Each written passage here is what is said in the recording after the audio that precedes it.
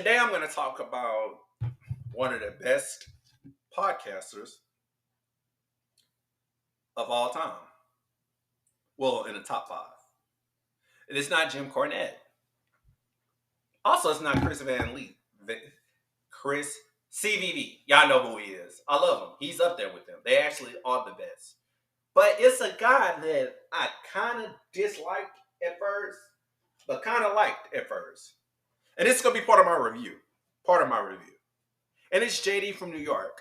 Now, JD from New York is very known in the whole wrestling industry because he gets blocked a lot. And he's also known in the wrestling podcast. JD is literally a very known person. However, like I told y'all multiple times, I've traveled the world and I've served.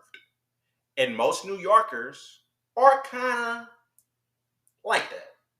They are very, very, how do you say it? They're very vocal. And people get mad at that. Now I'm going to tell y'all something. I just pulled up an article of comedians from New York. And it's going to throw y'all away. Yes, it's going to throw y'all off.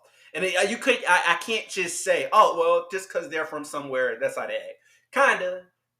Kinda, because every city and state has a custom. Every country has a custom. Or I can't say a stereotype, but I am gonna read off some comedians that's from New York. Chris Rock, Andy Kaufman, Jon Stewart, Amy Schumer, Bill Maher, John Oliver, Milton Berle, Tracy Morgan, Josh Johnson, Mel Brooks, number one of all time, George Carlin, one of my favorite comedians, Roy Wood Jr., aka the dude from The Office. I don't know why I'm almost saying to my wife and kids. There's a lot of great comedians that came from New York or part of that, whatever. So,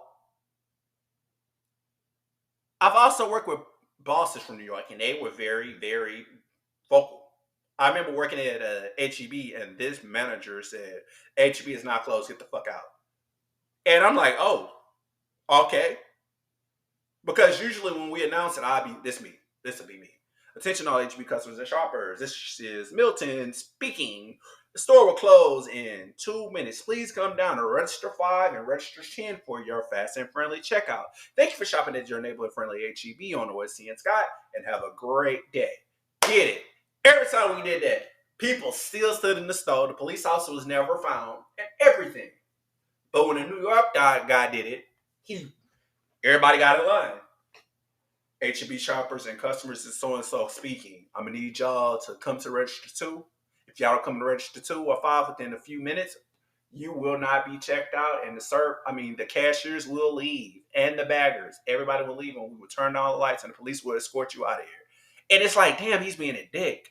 But people are sensitive these days, and they just can't. And most of these comedians from New York, if you literally study and watch some of their videos, they say some intense shit. Because everybody customs is different. Things are different in Chicago. Things are different in New York. Things are different in Houston. Everybody talks different. Everybody is different. That's why in the South it's called Southern hospitality. And I'm going to give you the dictionary definition of Southern hospitality because I'm going to search for it. Okay. It's a show. They gave me the Wikipedia version. I don't like Wikipedia because it be about morons. All right, so it's an article called Roundabout Atlanta. What is Southern hospitality? The most common qualities of Southern hospitality include politeness, charm, kindness, selflessness, and charity. Great definition. It's so many definitions of Southern hospitality where they're literally paraphrasing it and rewording it. So, to me, Southern hospitality is just being really nice, helpful, welcoming people into your house, feeding. It's a lot of people that have Southern hospitality. Y'all may call it something different in other states, but over in the Deep South, we love each other. We go to church. We do a lot. We do a lot. And our ways of communication may be different from y'all ways of communication. Because I'm going to tell you this. Y'all talk about how New Yorkers talk. Let's talk about Texas and how a lot of shit ton of people are moving to Texas. And also the traffic that's over here in the South. Traffic in the South is worse up north, east, and west. And I swear to God, I'm not lying. That's why New York have trains and bodegas and pizza shops, because everything is damn near near each other. Texas and other southern places, everything is scattered. Everybody want to move here. Infrastructure is better. Rent is cheaper, but it's still high, but it's still cheaper. Then people saw me moving in subsections. And I know I'm going to do a pro wrestling review, but I used to just say, damn, JD from New York, he does kind of crosses the line by talking about autistic people and women and things like that.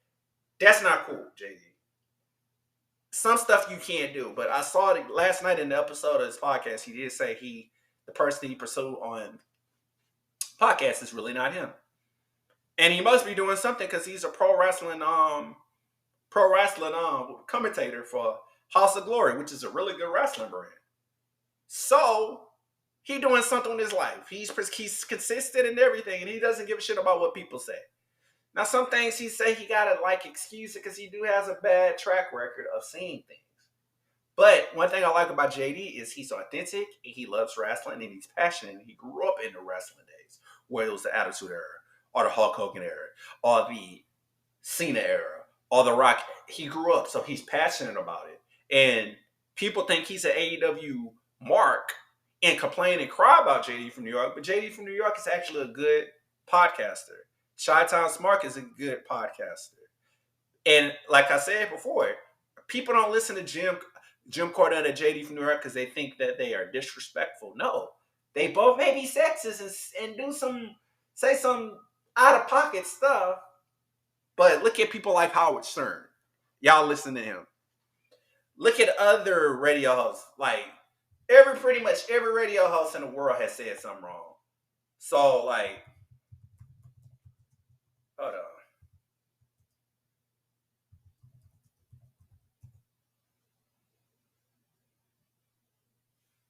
I'm trying to find podcasters and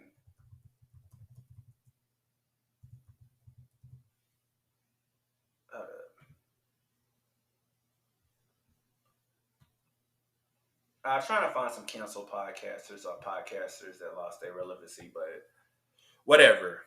I can't find it right now. I got to do some research. But case in point, look at a YouTuber.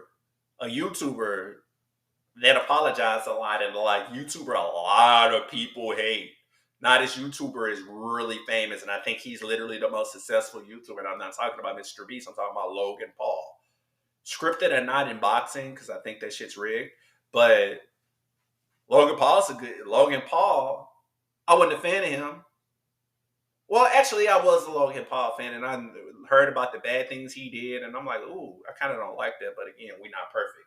And as a Christian, we always say, who is without sin cast the first stone, meaning, in lamest terms, the way I put it, everybody in this world sins. So you can't judge nobody because what you do may not be higher than what somebody else do, meaning, okay, you say this person got an issue, but you got a gambling problem, or you got a porn addiction, or you got a problem with this, or you got a problem with that, or you got a problem and you're a drug addict and you've been in and out of rehab. So we all have issues.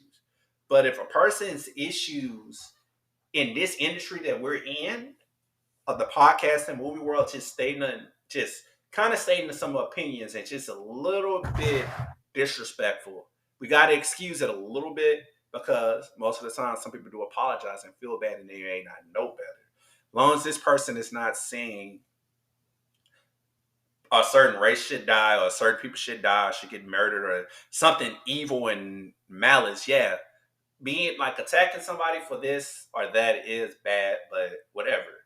But JD from New York, even if y'all don't know him, y'all should watch him. He's a really good podcaster. And the reason why I bring him up today for my podcast is I took some notes last night because I was asleep. And what made me just do this podcast right here is simple. And it's my third part of AEW versus WWE. And I noticed most of the shit that I was saying, JD from New York was saying, and Jim Cornette was saying, and Solomon Sasansoff was saying, and Joe Cronin was saying, a lot of people were saying this. So I'm going to give my in-depth analysis on why I feel like AEW and WWE got pros and cons. No pun intended. And I'm gonna put the mark on my video on when I talk about JD and talk about this. So just get ready. All right, let's go. So AEW versus WWE Part 3 pros and cons. One thing I wrote on my notes: Chris Jericho has been in multiple factions. The Inner Circle, JAS, the Golden Jets, whatever their name is, the Les Sex Gods. He's been in a lot of stables and stuff. And I'm a fan of Chris Jericho because I remember somebody saying Chris Jericho is like the Madonna of pro wrestling. And Chris Jericho is the Madonna of pro wrestling because Chris Jericho's been around for every era. Although he did jump ship and leave WWF and WWE, he's worked in every company. He's worked in WCW. He's worked in WWF. He's worked in the WWE. He's worked in New Japan. He's worked in Indies. And each time, Chris Jericho is like fine wine. He ages and gets better and better and better and better and better and better and better and better and better and better and better and increases. And now you teaming in with one of the hottest one of the hottest free agents, hottest pro wrestlers of all time currently. The next generation of the hottest wrestlers right now, that the top 5 list. You pairing him with another person. Sammy Guevara is the future of wrestling. Kenny Omega is the future of wrestling. MJF is the future of wrestling. Swerve, Darby Allin, future of wrestling. But you pairing him with Kenny Omega, and I recall him and Kenny Omega having beef.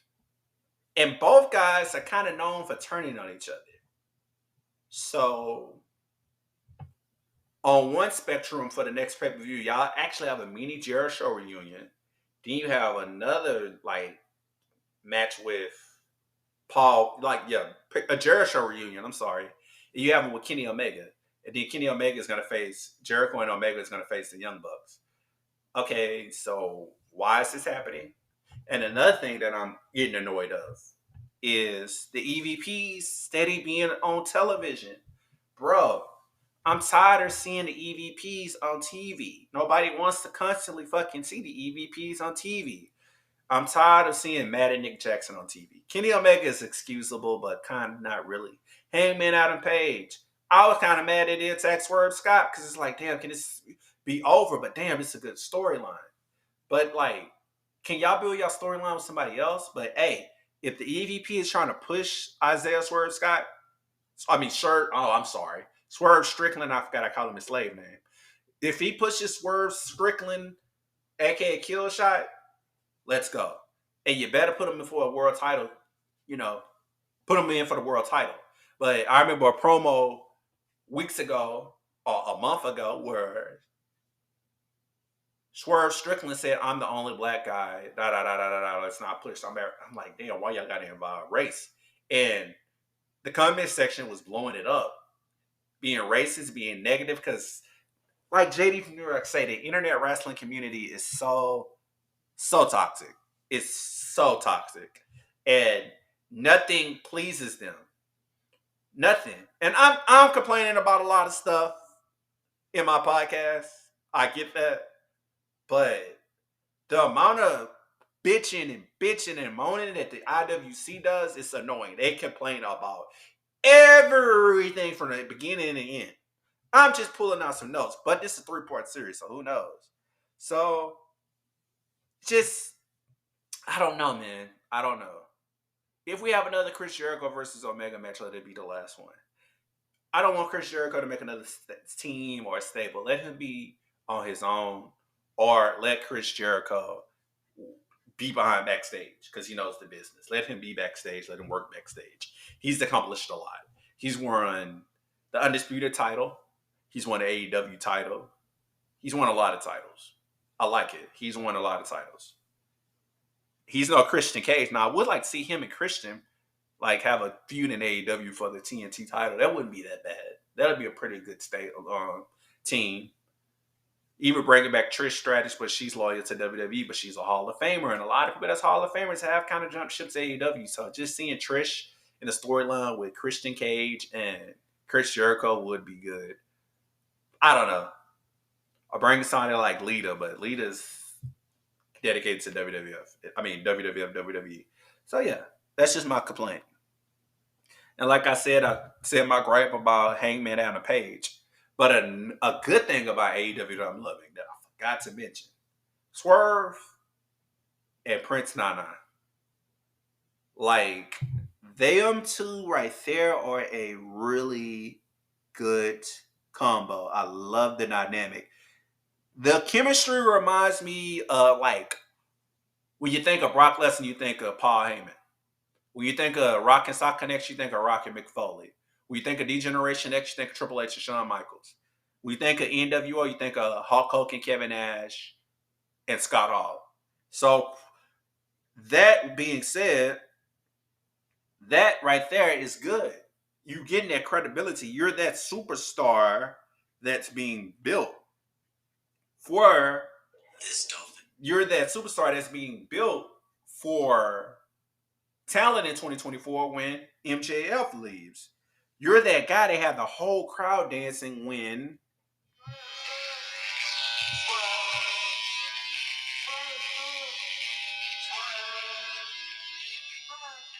so when that song comes on, it's Prince Nana dancing and everything, and I love it. I love when Prince Nana dance, bro. Like, the crowd loves it, and they supposed to be bad guys. So if Swerve Strickland turns on Prince Nana, oh my god, he's gonna be a mega heel. So I love when Prince Nana dances because it's fun, and you never seen that before. It's original. It's like, man, dancing to my thing. You've seen it before, but when people have chemistry, oh my god, you can make great things. Another thing I don't like about AEW, another con I have, is the Mask of Salience angles with MJF. Now, I don't know when the Mask of Salience debuted. Hold on, let me Google search that. Cause it's been a minute since they debuted. I don't know. I don't know when it started. Let me go to some videos and look at.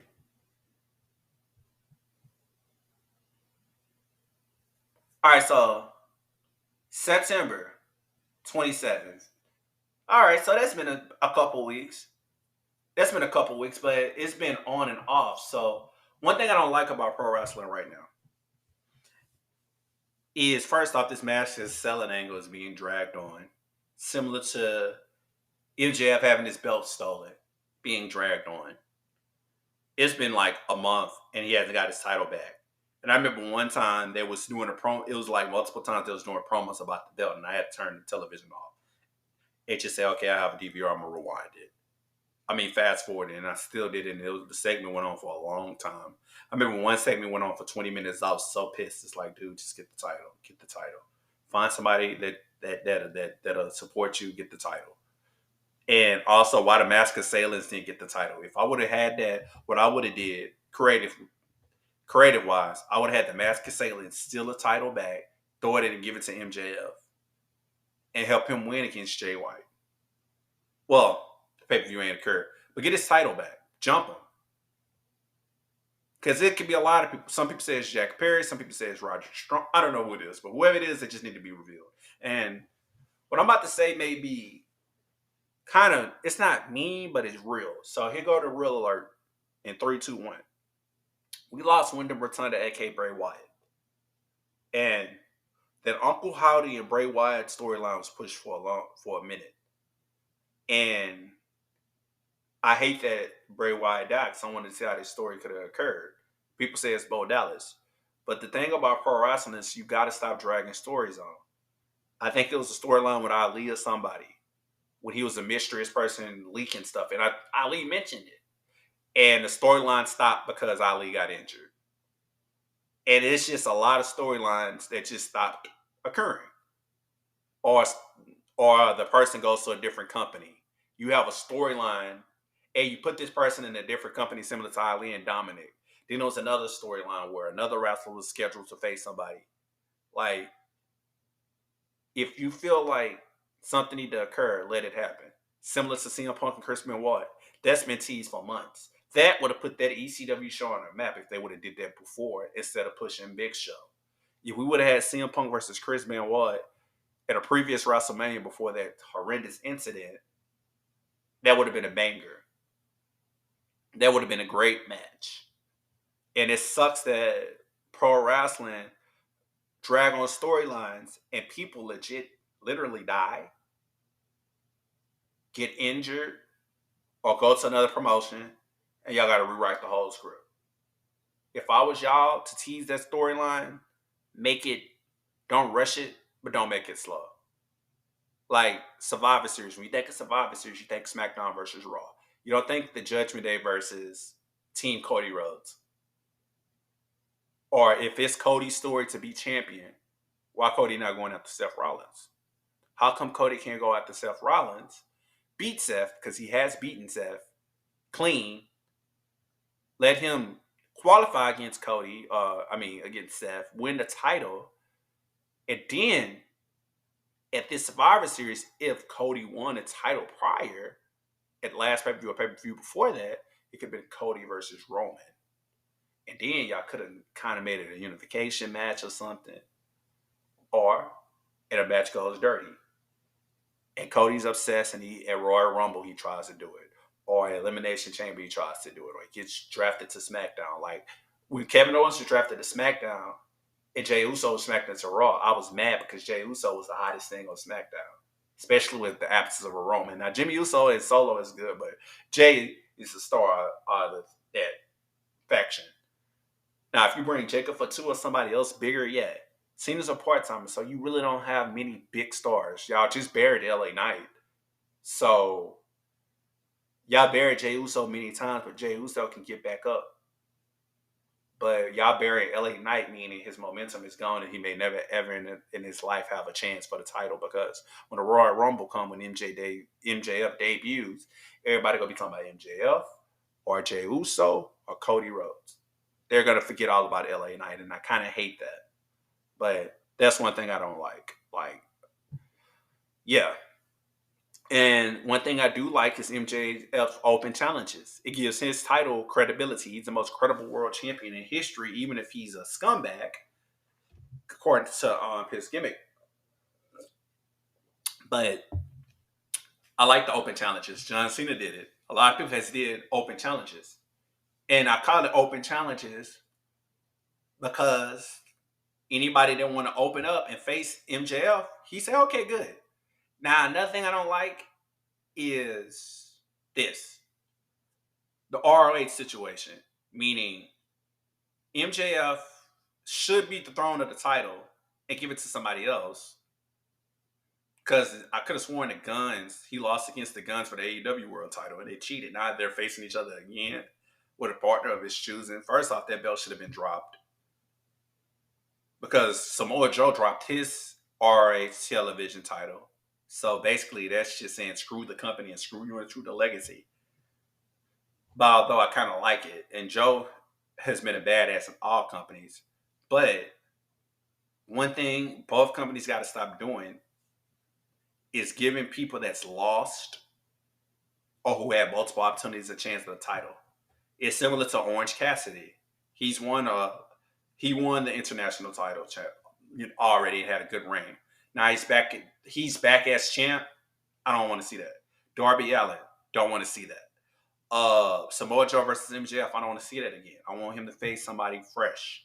A fresh wrestler. Like MJF versus Wardlow would be a really good match. Really good match.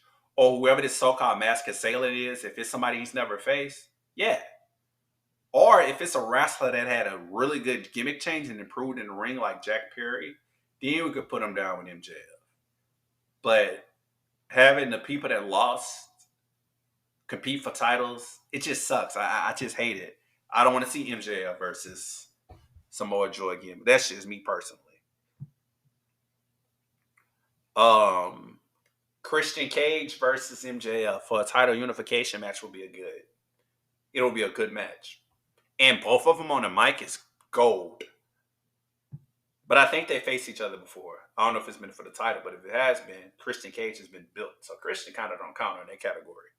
Because Christian Cage made the title more relevant than Cody and everybody. I think the greatest CNT champions was Christian.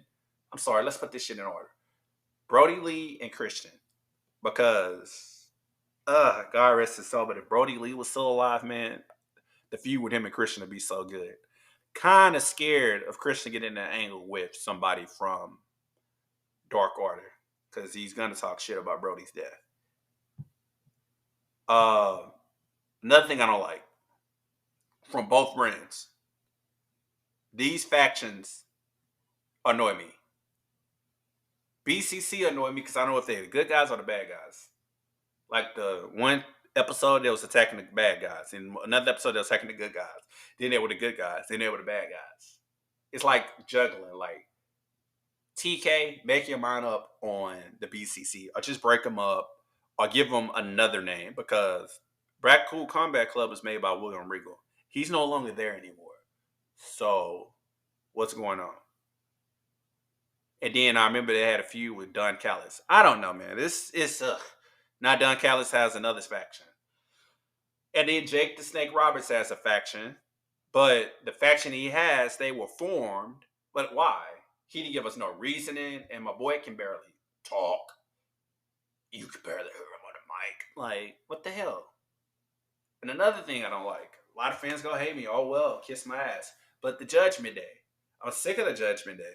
I'm sick of Rhea Ripley being champ because she cheats a lot. I'm sick of Dominic being NXT North American champion because if we're in the draft, how come my boy is on Raw and he has an NXT title, but when Solo Sikoa had it on SmackDown, he had to take it back to SmackDown. So what make Dominic Silver Spoon fed as more relevant than Solo Sikoa? I don't know. And no disrespect to the Mysterio family, but the Anoa'i family has done a lot in the pro wrestling industry as far as WWE and WWF. The Mysterio family has done a lot in the Lucha Libre world that put it on the map. Same thing for WCW. A little bit for WWE. But for when you talk about the greatest superstars ever in wrestling, it goes into the Anoa'i family, from the tag teams to storylines. Rikishi did it for The Rock. Yeah. Last but not least, Nikki Cross. What's going on with her? I don't get it. I don't get it. I remember one time she was, I don't know. So if y'all not bringing sanity or a faction or pairing her with Uncle Howdy or what, I don't know. I'd love to see her, Alexa Bliss, Uncle Howdy, and Braun Strowman in a faction with Joe Gacy. Do some shit like that. Especially with Ava Raine being rumored to come on SmackDown. I don't know. But pro wrestling, both companies are all over the place right now, and I need them to get their shit together. But hey, subscribe to my YouTube, my Spotify, my TikTok, and have a great day.